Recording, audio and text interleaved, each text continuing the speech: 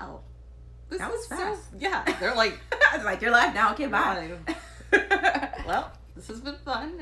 See you soon.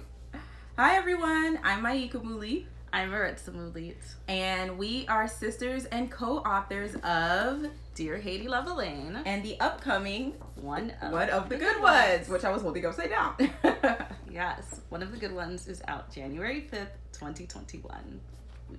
Yes, so thank y'all for joining us today.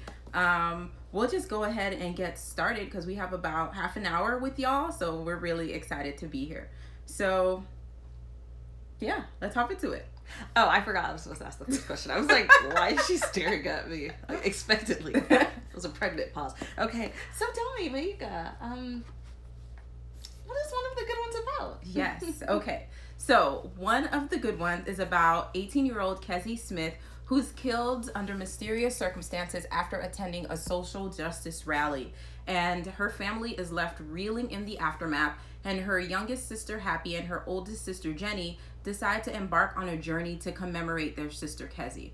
And along the way, they use the Negro Motorist Green Book as their guide. Yes, there is even a twist that will hopefully leave readers hanging onto the edge of their seats and wondering what it really means to be an ally.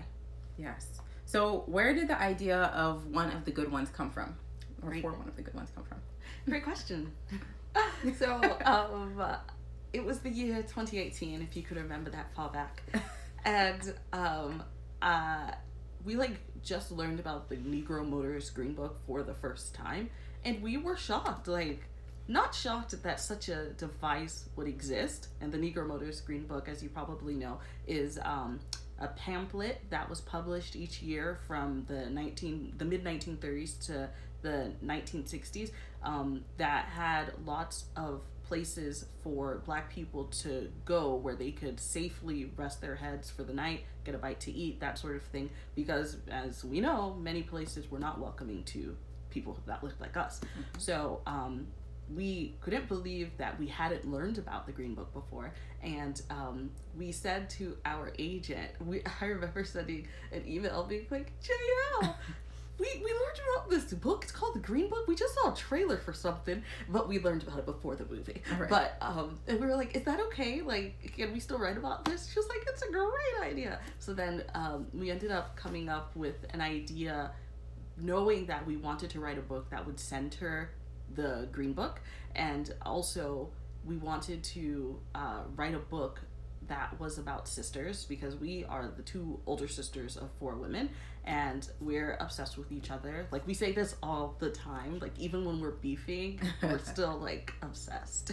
So yeah, and we thought, what would happen if 3 sisters who maybe didn't have the same relationship as we do as close-knit sisters, but what would happen if one of them passed away early, suddenly, and what that would mean for the sisters who were left behind, and how one person's death would affect so many other loved ones. So we wanted to talk about the people who are left behind after a tragedy as well, and it ended up becoming a huge story that was even bigger than we even imagined.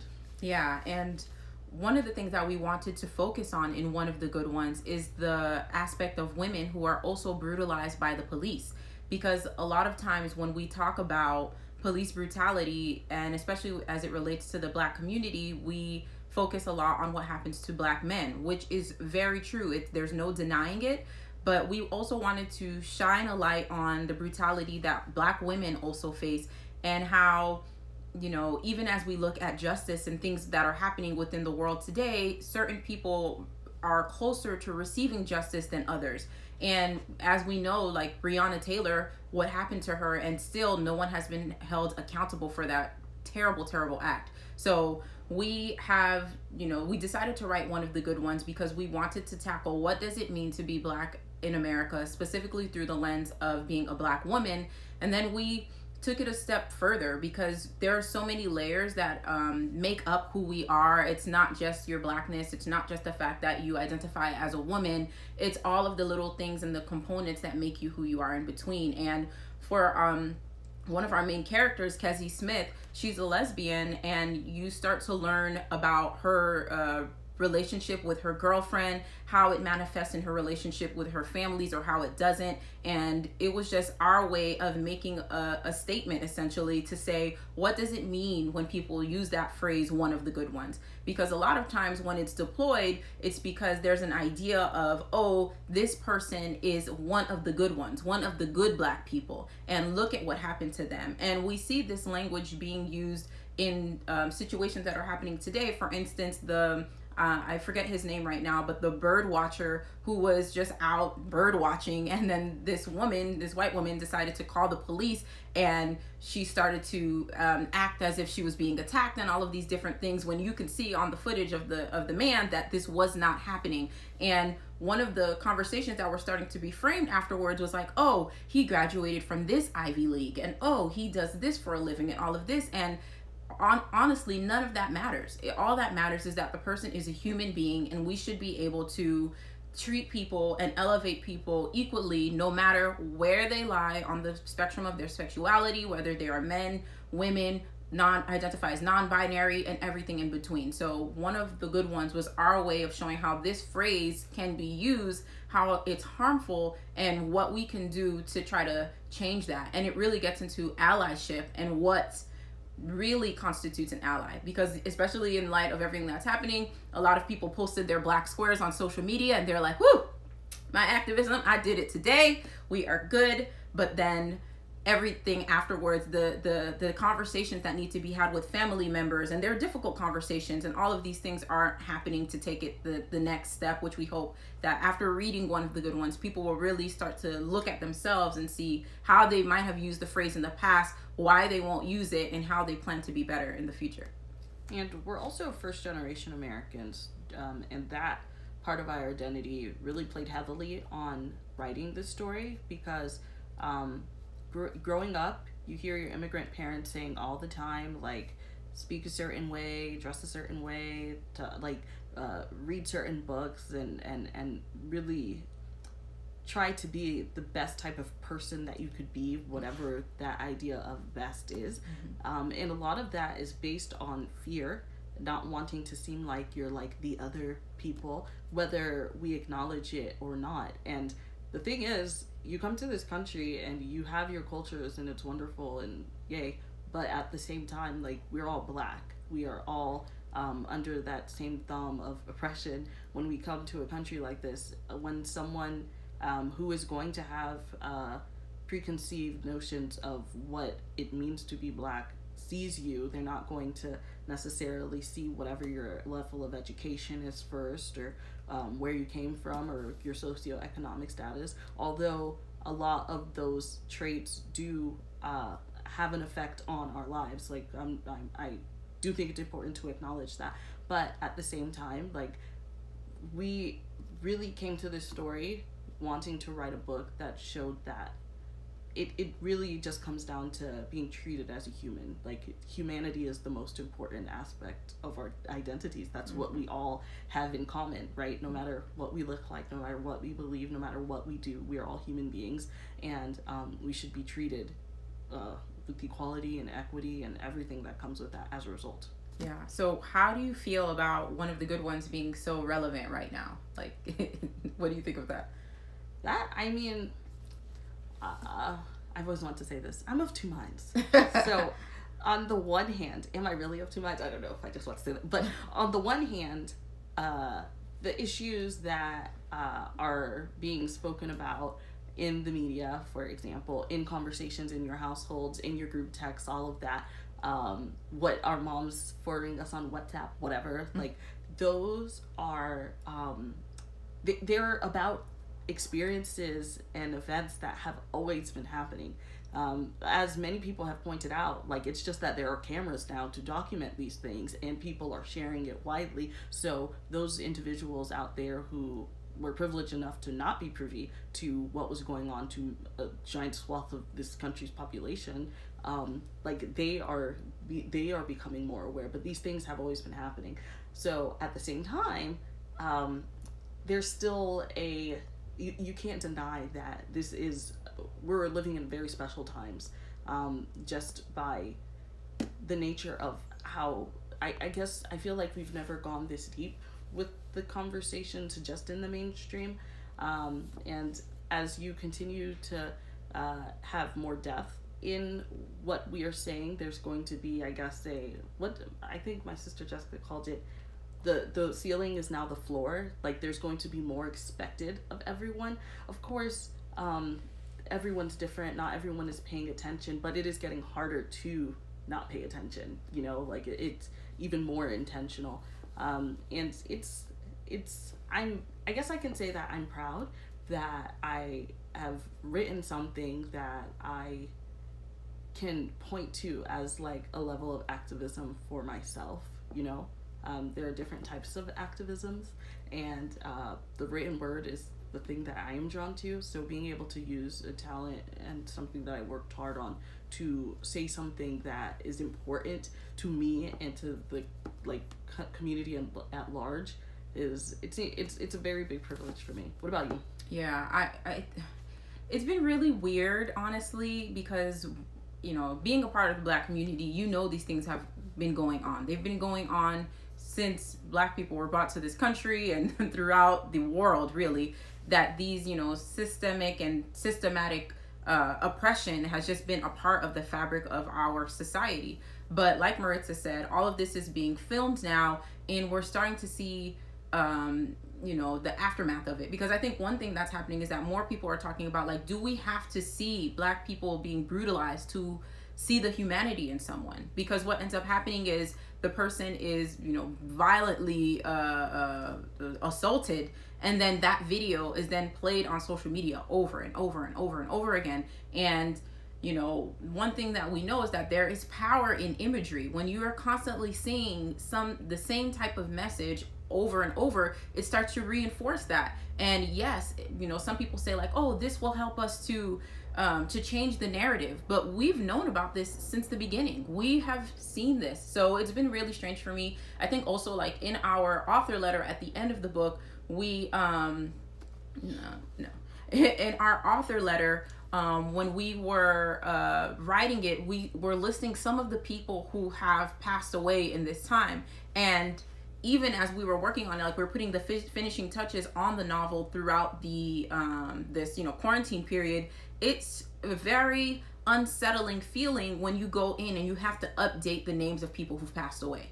That never gets easier. It's very you know, it's disconcerting, it's alarming, and the fact that we are then expected to, you know, go on with our lives. You have probably witnessed the person being brutalized on TV, on your computer screens, on your phone screens, over and over and over, but yet you have to go to work, you have to go to school, you have to be present in your household, you have to be present in your life, and it's just this weird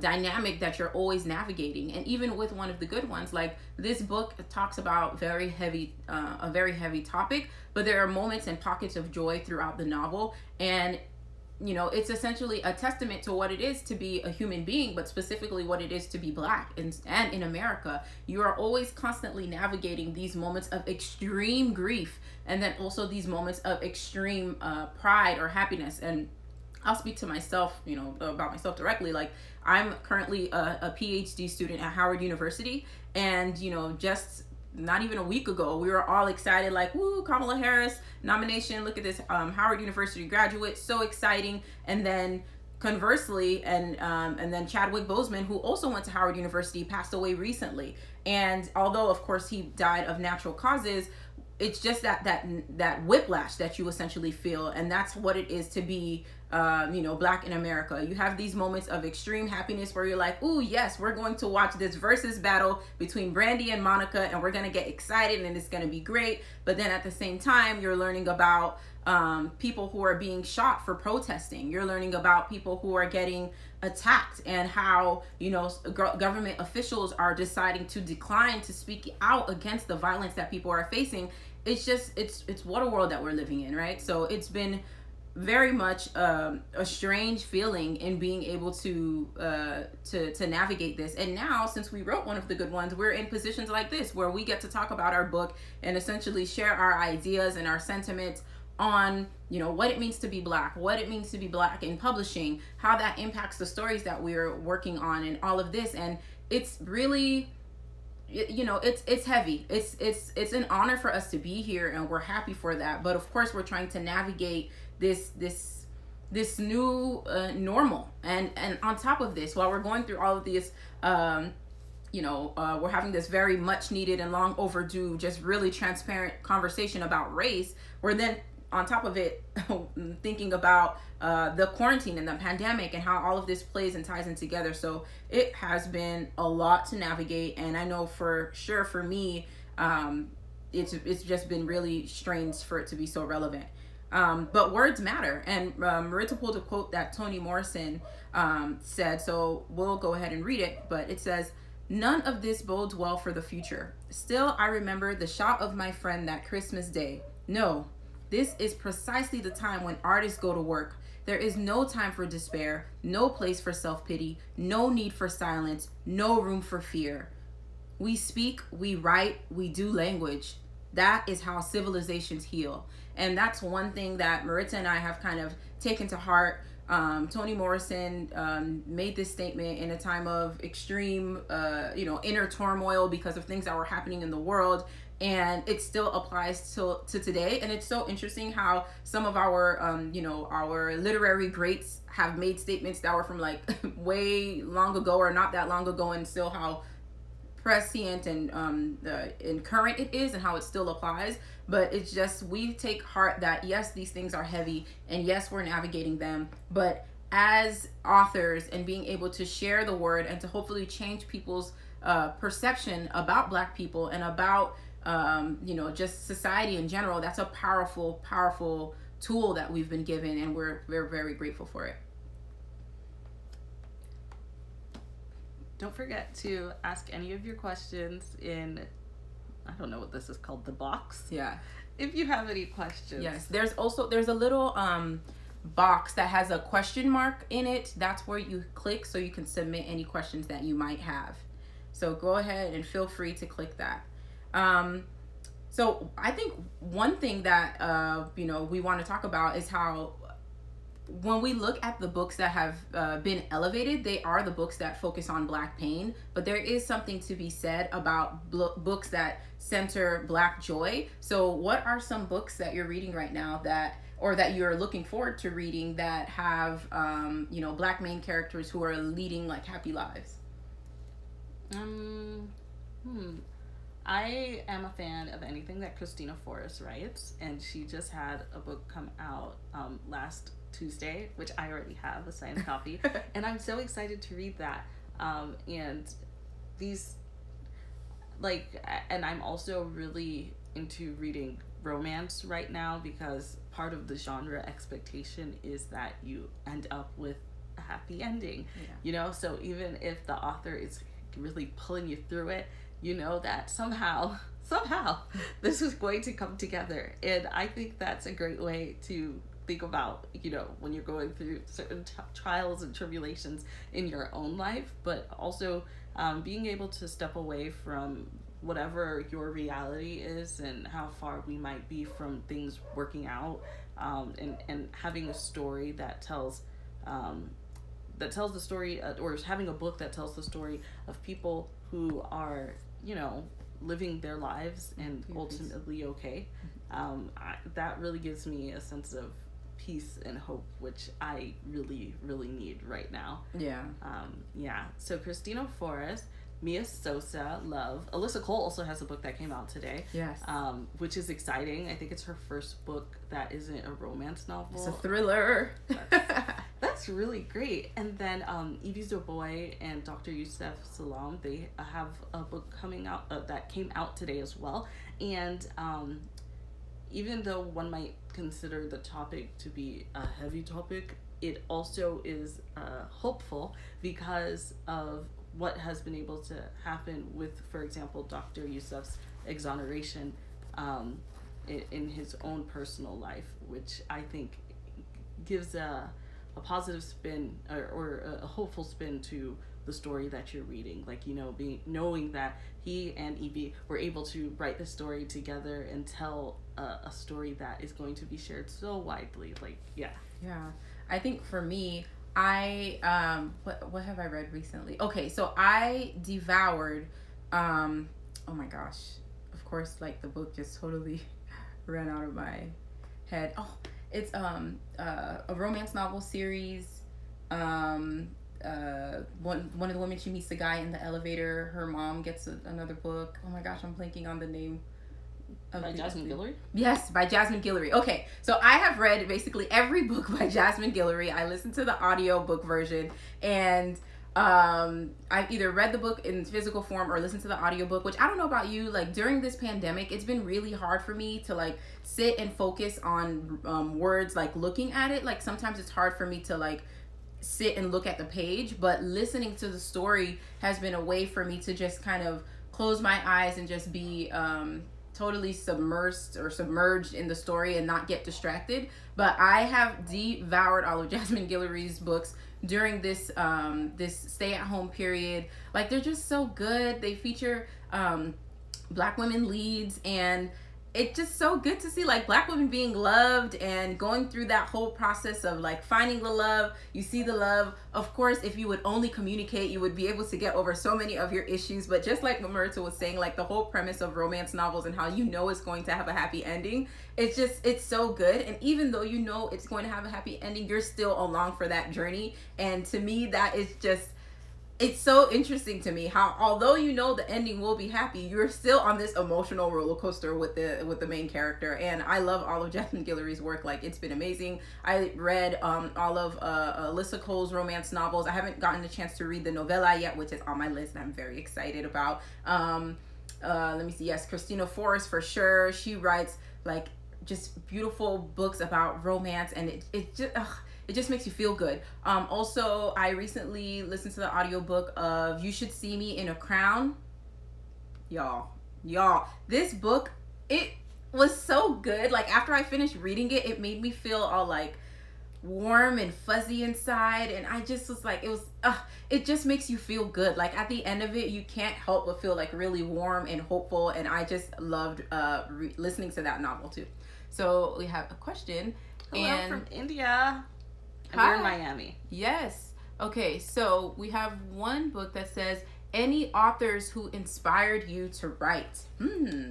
Yes. So there are a few. Okay, so just baseline. Oops, I clicked the wrong thing. Okay, we're good. Edwidge Danticat is like the GOAT, patron saint of Haitian authors, I would say, because she has been able to have such a highly lauded career, and her stories are so powerful. Like I remember reading The Farming of the Bones and then like just crying throughout the entire thing and feeling like I left with something, and all of her books are like that. And I think that is such a gift and a power that Edwidge Danticat has. So and knowing that she is from Haiti, like our family, and has made such an amazing name for her in publishing, and her book right now is a Reese's Book Club pick, and she is just out here killing it in these streets. Yes. So definitely Edwidge Danticat. And then I would say that Haitian American authors in general inspire me, because I would have loved, we need more than 5, yes. But I'm still happy that we have 5, you know? There's us. And then there's Ben Philippe, and then there's Debbie Rigaud. Mm-hmm. Is that 5? And Evie Zaboy. And Evie Zaboy, like we like I mentioned earlier, and they are inspiring for me, because I know that if those authors, or if those books were around when I was a little girl, I would have been an even better person than I am now. Yes. And I love them. And then also just in general, I grew up reading all of the Babysitter's Club books and all of the Nancy Drews and all of the Sweet Valley Highs and Harry Potter and all of those stories, and just knowing that how much those books meant to me and how much I immersed myself in I immersed myself in those stories. I knew that I always wanted to write a story that would make someone feel like that. So that's my inspiration. What about you?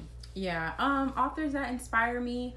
I read first of all, like Maritza and I are library kids. Like growing up, our parents were strict Haitian parents, and they didn't allow us to watch TV during the weekdays. If you've seen us speak before, you know this. But we would go to the library, me, Maritza, and our 2 younger sisters, Jessica and Lydia, and we would just max out the number of books that we could rent. And we were reading and devouring so many books, like all of the Nancy Drews, You know, it's like all of these books that were so instrumental to us, which impacted us. But you know, I know after reading them, I didn't always see myself reflected on those pages, so it made me wonder, like, what would it be like if I read more books about black youth. But I would say now, as an adult, I'm reading, like, there's a lot more books by authors of color coming out, so I'm like, I feel like I'm, you know, feeding the inner child within me, because I'm able to read so many books by amazing and wonderful authors, like Elizabeth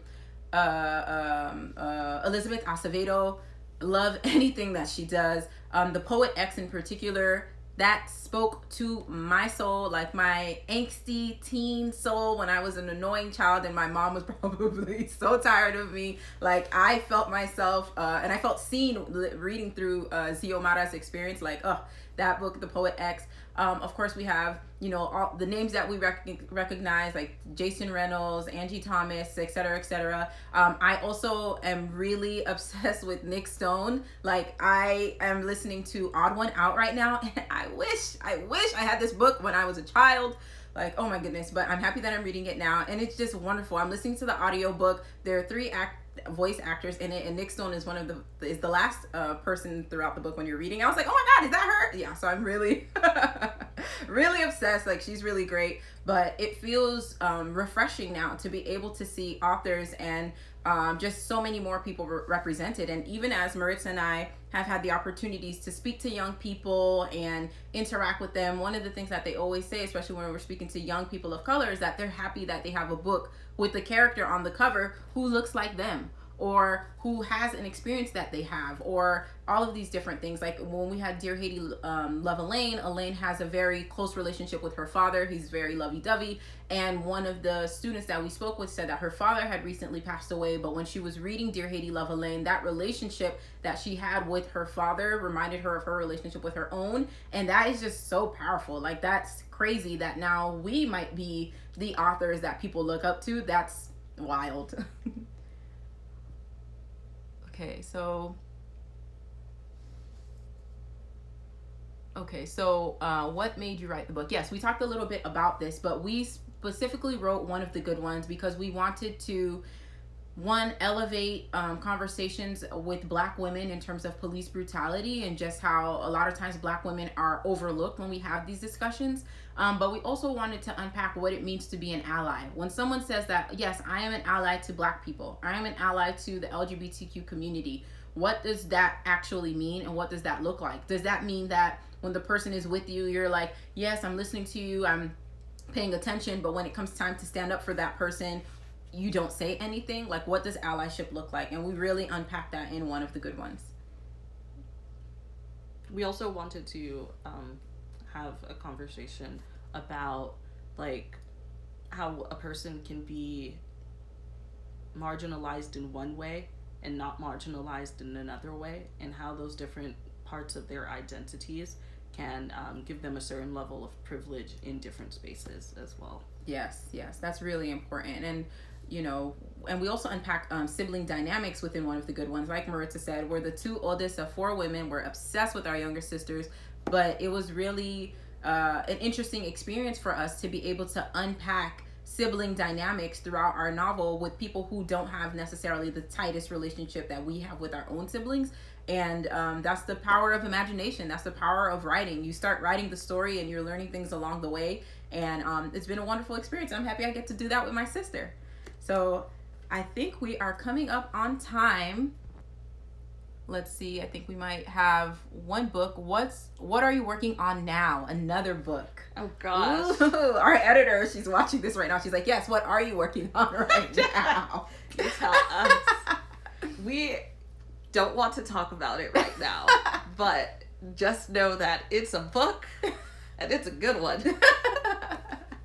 It's good. Oh wait, there's our editor Tasha right in there. Oh yes. Gosh, but it is coming up. We won't disclose what it is yet because we're still working on it. But what we want to do with this is to take certain elements of Haitian folklore and culture and talk about it in a different sense, like in a diasporic sense with the young Haitian Americans. So it's gonna be it's really fun for us. Like, we're still going through that process of hammering everything out, but it's gonna be good. Like I'm excited for this novel. And something that Evie's voice said, and I always want to give her credit for this, is like there are two types of novels that you write. You have one that's the inhale book where you're like, you're holding your breath, you're like, oh my god, writing this was like, you know, I'm happy that I did it, but it was still very painful. There's a lot of you know, unpacking that you have to do. It's heavy, but it's necessary work. And then you have the exhale book, which is like, this is a sweet, easy writing. Like you're just, you know, maybe fulfilling any desires that you might have on the page. You're just, it's not maybe tackling as heavy as a topic, but you're able to just kind of enjoy the process a little bit more because it's not centered on grief. So yeah, so this next book afterwards will be an exhale book. So we're kind of doing exhale, inhale, exhale, and then we'll see what happens next. All right. We are officially out of time. Yeah. Thank you so much for joining us today. We are really, really ridiculously excited for everyone to get one of the good ones and read it and let us know what you think. And there actually is a giveaway going on Goodreads that our wonderful imprint publisher Inkyard Press is hosting. So if you go on Goodreads and search one of the good ones, then you can sign up to win one advanced reader copy. Yes. And yeah, January 5th is the day that our hardcover and our audiobook comes out, and we cannot wait until that day. Yes. And if you are interested in reading an excerpt, you can head to our website, which is maikaandmaritza.com, and you'll be able to catch an excerpt of the book, which is the whole full first chapter, so you can get an idea of what to expect. But I think that's all that we have time for today. Thank you all so much for watching, and follow us on social media. And buy, purchase, pre-order, and all that other good stuff. Okay, bye.